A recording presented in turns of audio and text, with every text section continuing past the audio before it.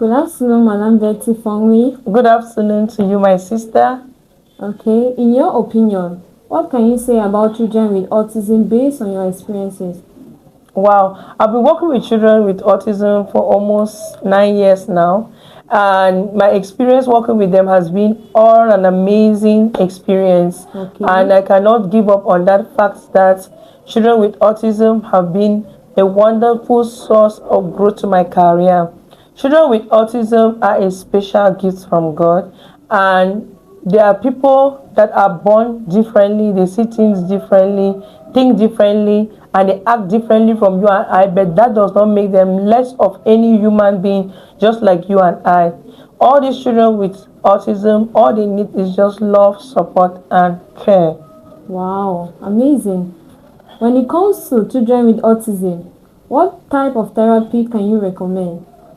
Children with autism, like I said, they are children born with gifted and special needs, and they are not less of any human.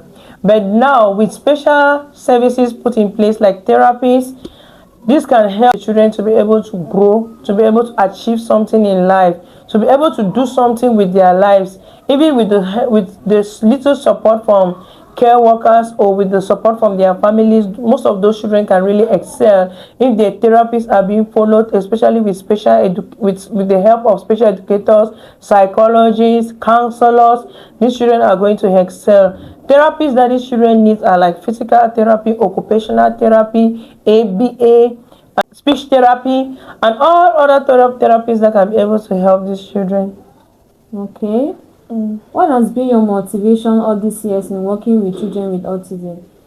Wow, my biggest motivation is to see how children with autism they improve. You know that us being in Cameroon, many people have considered children born and living with autism as witches and wizards, in quote, or banje, or children born by parents who have used their children for witchcraft or for rituals to make money, or mami water or pa water, that they have been born into the family to torture the family, and that the children cannot make anything out of themselves or become some people in life. But that notion to me is a zero, because when we start working with children with special needs, putting all the resources that they need, you start seeing that these children with autism start improving. We've worked with children who could not talk, who were non-verbal, and now they are verbal. We work with children who could not read or write, but now they are reading, they are writing. Some have even taken the first school living, and they are made it. Some are even working right now as I'm talking to you. Wow. They are working, and that is my source of motivation, to see that these children are improving every day.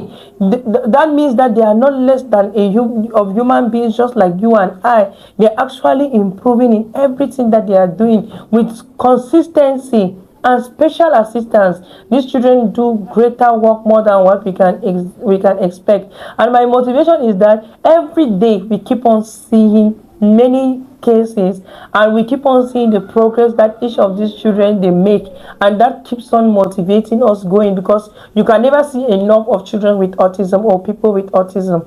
Every day comes with its own, and every day you have to find a solution to it, and that is one thing that keeps me going. Okay. Yeah. There are so many parents out there who have these children and they feel so discouraged. So what can be your advice to them? My dear parents, like I said, your child first is a gift from God.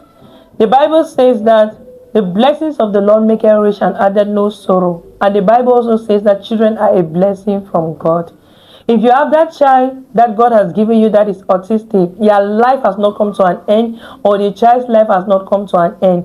That child is not a witch, is not a cursed child, is not a wizard, has not come to drain your finances. Neither have you used that child to make any money. That child with autism is a special gift from God to see how to test your patience, to test your care, to test your love. If you can be able to be patient with your child with autism, if you can be able to love them the way they are, if you can be able to take very good care of them, taking all this into consideration, you can be able to do a lot for humanity, and that is working for God. It's not about going to church or being a pastor or doing any form of spiritual activity. Without which, if you don't love, if you are not patient, if you don't take care of what God has given you, you are not doing the service of God. So if you have any child with a special need or any child with autism, take this as a special gift from God, and that you have already passed your test, and you make sure that you get all the resources that you need for your child, so that your child can be able to excel.